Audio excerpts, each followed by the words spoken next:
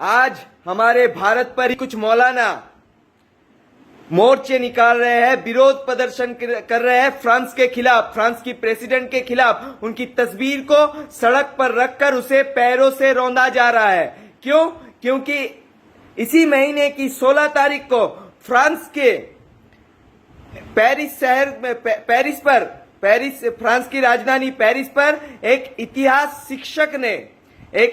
शिक्षक ने बच्चों को पढ़ाते वक्त सेकुलरिज्म को समझाने के लिए पैगंबर मोहम्मद साहब की कार्टून का तस्वीर यूज किया था। ये कार्टून का तस्वीर फ्रांस की एक मैगजीन में पहले भी छप चुका है और तभी से इस मौत का सिलसिला शुरू हुआ है। और कल चर्च पर एक महिला की गला काटकर हत्या कर दी गई और उसके साथ वहां पर 2 लोगों को चाकू मारकर हत्या कर दिया गया। एक शिक्षक जो बच्चों को पढ़ाते वक्त एक कार्टून का यूज कर रहा है, इसके लिए बीच सड़क पर एक लड़का उसे गला काटकर सर काटकर हत्या कर देता है। और इसके लिए पूरा फ्रांस की जो लोग हैं बहुत गुस्सा है, वो विरोध प्रदर्शन कर रहे हैं फ्रांस के हर मोड़ पर। और फ्रांस की प्रेसिडेंट ने कहा है कि ये कट्टरवादी मौलानाओं की सोच मैं अपनी देश पर बर्दाश्त नहीं करूंगा। मैं अपनी देश की जनता को वादा करता हूं कि मैं इसके खिलाफ सख्त कार्रवाई करूंगा। और उसके बाद भी ये लोग सर कलम कर रहे हैं। और हमारे भारत पर भी कुछ कट्टर मौलाना हमारे मुस्लिम भाइयों को उल्टा सीधा समझाकर मोर्चे में शामिल कर रहा है और इस कट्टरवादी सोच का हिस्सा बना रहा है। और हमेशा से इस कट्टरता के खिलाफ, कट्टरपंथी सोच के खिलाफ, इस आतंकवादियों के खिलाफ भारत लड़ते आया है। और आज भी भारत फ्रांस के साथ खड़ा है। भारत के प्रधानमंत्री नरेंद्र मोदी जी ने फ्रांस की प्रेसिडेंट को वादा किया है कि पूरा भारत आपके साथ खड़ा है और उस वादे को हमें निभाना पड़ेगा। इस कट्टरपंथी सोच के खिलाफ आज पूरे विश्व में हर एक देश आवाज उठा रहा है और हमें भी आवाज। भारत के फ्रांस के साथ संपर्क बहुत अच्छा है। राफेल को लेकर और अन्य चीजों को लेकर भारत के फ्रांस के साथ संपर्क बहुत अच्छे हैं और इसीलिए पूरा भारत खड़ा है फ्रांस के साथ। पूरा भारत ही नहीं, हर एक सेकुलर देश आज फ्रांस के साथ खड़ा है, फ्रांस के प्रेसिडेंट के साथ खड़ा है। हमें भी खड़ा होना पड़ेगा। वी सपोर्ट फ्रांस लिखकर इस कट्टरवादी सोच को, इस कट्टरपंथी सोच को करारा जवाब देने के लिए हम सबको एक साथ खड़ा होना पड़ेगा फ्रांस के साथ, फ्रांस की प्रेसिडेंट के साथ। और लिखना पड़ेगा अपने फेसबुक, ट्विटर, इंस्टाग्राम हर आईडी से लिखो, वी सपोर्ट फ्रांस, फ्रांस हम तुम्हारे साथ हैं, तुम आगे बढ़ो। इस कट्टरवादी सोच को हमें जड़ से उखाड़ कर फेंकना होगा। क्योंकि 2015 में आईएसआईएस जो जंगी संगठन है, आईएसआईएस ने सर कलम का एक सिलसिला शुरू किया था। हम सबको पता है, हमने वीडियोस देखे, सर कलम किया जाता था और वीडियो बनाया जाता था। इस कट्टरपंथी सोच के खिलाफ हम सबको आवाज उठाना पड़ेगा।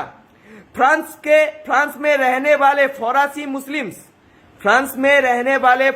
मुस्लिम्स इस बात का, ये जो घटना घटी है फ्रांस में, इसका कट्टर विरोध कर रहे हैं। वो लोग खुद मोर्चा निकाल रहे हैं। वो लोग कह रहे हैं कि संविधान के हिसाब से हर किसी को अपना बात कहने का अधिकार है।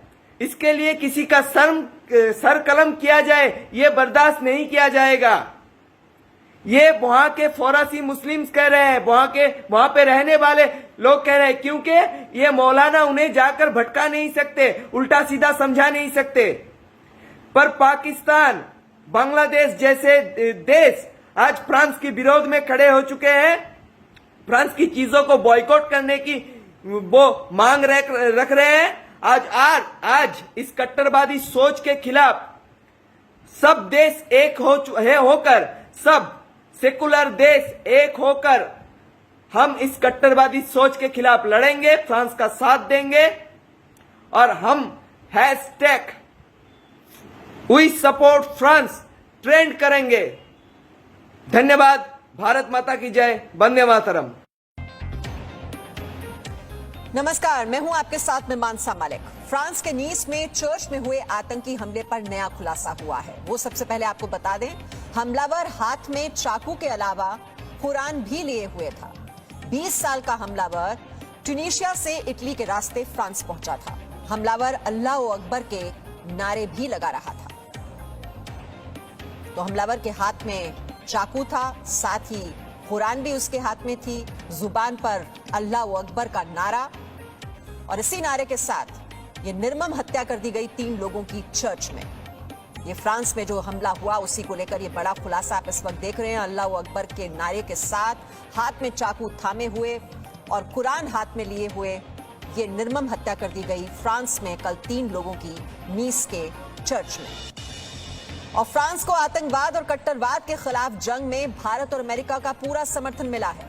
फ्रांस के राष्ट्रपति इमानुएल मैक्रों के साथ भारत के प्रधानमंत्री नरेंद्र मोदी और अमेरिका के राष्ट्रपति डोनाल्ड ट्रंप ही नहीं, बल्कि इटली, कनाडा, नीदरलैंड्स जैसे कई देशों की ताकत है। यूरोपीय यूनियन से लेकर संयुक्त राष्ट्र तक हर कोई फ्रांस के साथ खड़ा है और पूरी दुनिया का ये गठबंधन आतंक के खिलाफ सबसे असरदार साबित होगा। हालांकि पूरी दुनिया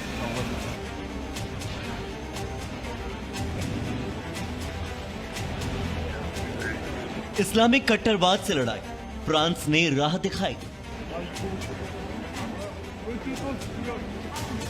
कट्टरता से लड़ाई में पूरी दुनिया फ्रांस के साथ। फ्रांस के नीस शहर में एक चर्च के बाहर 2 महिलाओं समेत 3 लोगों की हत्या हुई। कारण इस बार भी इस्लामिक कट्टरवाद है। फ्रांस, अमेरिका, भारत 3 ऐसे देश जो महाशक्ति हैं, लेकिन इसके बावजूद तीनों देशों ने कट्टरवाद और आतंकवाद के जख्मों को सहा है।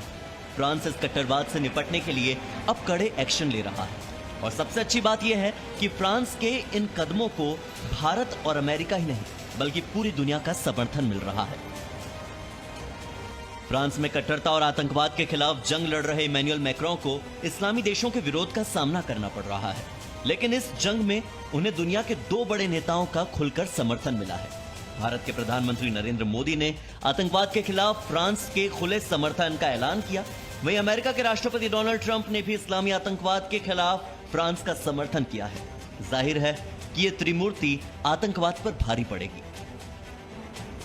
प्रधानमंत्री नरेंद्र मोदी ने नीस में आतंकवादी हमले के बाद फ्रांस को समर्थन देते हुए कहा, मैं आज नीस में चर्च के भीतर हुए नृशंस हमले समेत फ्रांस में हुए हालिया आतंकी हमलों की कड़ी निंदा करता हूं। पीड़ितों के परिवार वालों और फ्रांस के लोगों के साथ हमारी संवेदना। आतंकवाद के खिलाफ लड़ाई में भारत फ्रांस के साथ है। भारत के प्रधानमंत्री नरेंद्र मोदी के साथ साथ अमेरिका के राष्ट्रपति डोनाल्ड ट्रंप ने भी इस्लामी आतंकवाद के खिलाफ आवाज बुलंद की है। ट्रंप ने कहा कि हमारा दिल फ्रांस के लोगों के साथ है। अमेरिका इस लड़ाई में हमारे सबसे पुराने सहयोगी के साथ खड़ा है। इन कट्टरपंथी इस्लामिक आतंकवादी हमलों को तुरंत रोकना चाहिए। कोई भी देश, फ्रांस या कोई और, इसे लंबे समय तक नहीं रख सकता है। एक तरफ जहां यूरोपीय यूनियन ने भी फ्रांस में हो रहे हमलों की निंदा की है और कहा है कि आतंकवाद के खिलाफ हमारी लड़ाई जारी रहेगी। यूरोपियन यूनियन फ्रांस, फ्रांसीसी लोगों और उनकी सरकार के साथ है। वहीं दूसरी तरफ यूनाइटेड नेशंस के जनरल सेक्रेटरी एंटोनियो गुटेरेस ने भी साफ कहा कि धार्मिक स्थल पूजा पाठ के लिए होने चाहिए, हिंसा के लिए नहीं। इधर नेदरलैंड्स के प्रधानमंत्री मार्क रूट ने भी ट्वीट किया, नेदरलैंड फ्रांस और यूरोपियन यूनियन के साथ डटकर खड़ा है। अभिव्यक्ति की आजादी के लिए, कट्टरता और उग्रवाद के खिलाफ नेदरलैंड हमेशा खड़ा है। इसके बाद यूएई के विदेश मंत्रालय ने भी कहा कि वो हिंसा के सभी रूपों को स्थायी रूप से खारिज करता है। ईरान के विदेश मंत्री जवाद जरीफ ने भी कहा कि इस घातक चाकू हमले की ईरान निंदा करता है। इस हमले के बाद इटली और कनाडा ने भी फ्रांस को भरपूर समर्थन दिया। जाहिर सी बात है कि जब दुनिया भर के मुस्लिम देश इमैनुएल मैक्रों के विरोध में खड़े हैं, फ्रांस में शरणार्थी बन के आए लोग वहां के नागरिकों की हत्या कर रहे हैं, तो ऐसे में नरेंद्र मोदी, डोनाल्ड ट्रंप जैसे नेताओं का साथ इमैनुएल मैक्रों की आतंकवाद और कट्टरवाद के खिलाफ इस जंग को और मजबूत करेगा। यूरोपियन यूनियन और संयुक्त राष्ट्र का समर्थन इस्लामिक कट्टरवाद को और कमजोर करेगा। और Bharat, America, Germany, Netherlands, Canada और इटली जैसे देशों का यह गठबंधन कट्टरवाद और आतंकवाद को मजबूत करने वाले गुटों पर बहुत भारी पड़ेगा। Meanwhile, world leaders have condemned the deadly terror attack in Nice in France. Indian Prime Minister Narendra Modi has condemned the heinous terror attack in Nice. He has reiterated that India stands with France in the fight against terrorism.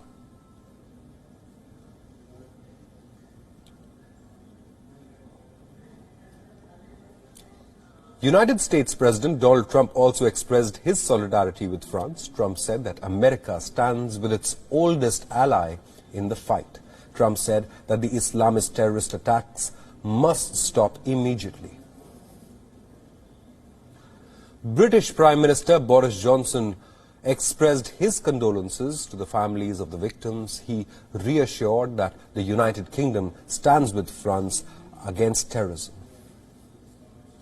Italian Prime Minister Giuseppe Conte has condemned the attack. He has called the